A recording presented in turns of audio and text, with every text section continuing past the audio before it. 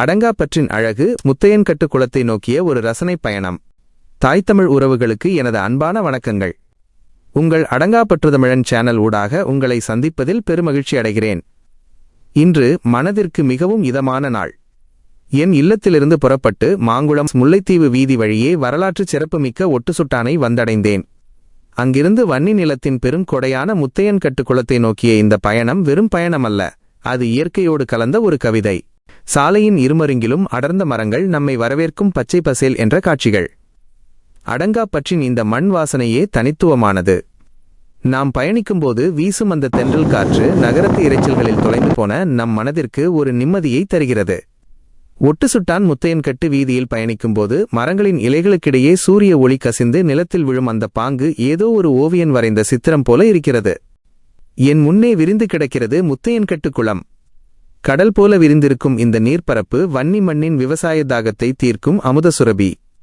குளத்தின் அலைகள் கரையில் வந்து மோதும்போது ஏற்படும் அந்த ஓசை இயற்கையின் சங்கீதம்.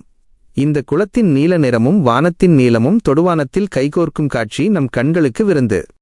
இங்குள்ள நீர்வாழ் பறவைகள், தத்தி தாவிச் செல்லும் மீன்கள் என ஒவ்வொன்றும் இந்த மண்ணின் செழுமையை பறைசாற்றுகின்றன.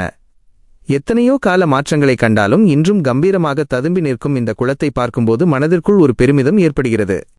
இயற்கை என்பது நாம் பார்க்க வேண்டிய ஒன்றல்ல, நாம் வாழ வேண்டிய ஒன்று.